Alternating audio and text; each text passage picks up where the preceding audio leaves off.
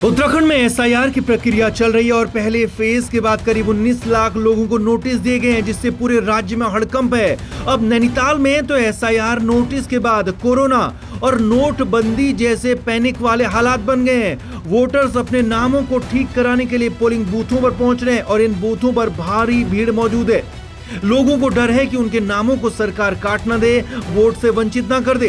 हालांकि नोटिस के बाद कई लोग इसलिए भी परेशान हैं कि उनको पता ही नहीं है कि आखिर इन नोटिसों के बाद उनको करना क्या है। लोगों का तो यहां तक कहना है कि चुनाव आयोग के कर्मचारी और अधिकारी उनको सही जानकारी नहीं दे रहे हैं, जिससे दिक्कतें बढ़ गई हैं और पोलिंग बूथ पर पैनिक सिचुएशन जैसे हालात हैं। वोटर्स खासे परेशान है। वाइफ हमारी सुबह से आई है यहाँ, अब वहाँ लाइन में लगी है। कागज के बारे में हमें मालूमात नहीं है सब, या तो हमें पहले से बता दे तो हम वही कागज़ लेके आए यहाँ पे। क्या कह रहे हैं आप लोगों से? कि कागज़ लाइए, कागज़ के बारे में मालूमात इतनी है नहीं अभी हमें। हम तो यहाँ से पैदाइशी वोटर हैं और इस वक्त की जो संगतियाँ असल में जो है, क्योंकि उस वक्त जो 2003 के टाइम पे ये होता था कि एक ही जगह बैठकर बीएलओ आते थे और अपने एक ही जगह सब जगह के नाम भर के चले जाते थे, पूरे नाम नहीं होते थे वो सारे नाम के। आज जबकि इससे आज से 5 साल पहले हमने सारे करेक्शन भी करवा रखे हैं, उसके बावजूद आज मतलब इस लाइन में लगे हैं कि पता ही नहीं कि क्या मांगते क्या नहीं मांगते। असल में एसआईआर के दौरान नैनीताल जिले में 2,35,000 लोगों को नोटिस दिए गए। इसमें आम आदमी के साथ साथ नगर पालिका के सभासद और राजनेता भी हैं। और इतना ही नहीं, अधिकारियों को भी नोटिस भेजे गए हैं। तो ग्रामीण इलाकों में प्रधान, जिला पंचायत सदस्य समेत कई नामचीन लोगों को एसआईआर के नोटिस थमाए गए।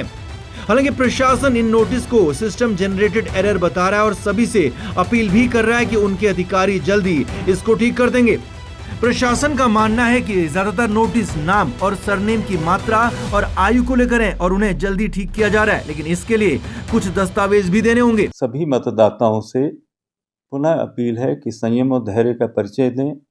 पॉलिटिकल पार्टीज के जो बूथ लेवल एजेंट्स हैं वो अपने अपने मोहल्ला, वार्ड और अपने जो उनका डेजिग्नेटेड फील्ड है, ऐसे मतदाताओं का बीएलए के साथ बीएलओ का समन्वय हो और बीएलओ ऐप से इनका 12 जो सत्यापन परिपत्र कहे गए हैं, जो पहचान के आधार हैं, उनमें से सबमिट करा के जिसका जो रिलेवेंट वो डॉक्यूमेंट है वो दिखाकर बीएलओ से अपलोड करेंगे और उसको हम सुनवाई में प्रॉपरली डिस्पोज ऑफ करेंगे। उसके लिए एक निर्धारित प्रक्रिया है और नोटिस का मतलब है कि मतदाता सूची को हमें त्रुटि रहित और अद्यतन करना है।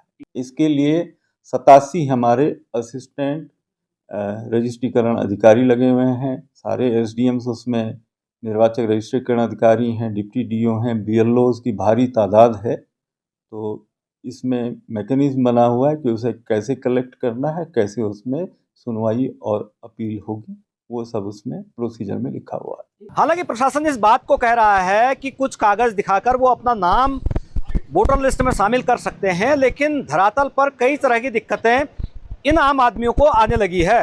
हालांकि इसको और सरल किया जाए तो कई लोगों का नाम इस वोटर लिस्ट में यानी एसआईआर में शामिल किया जा सकता है।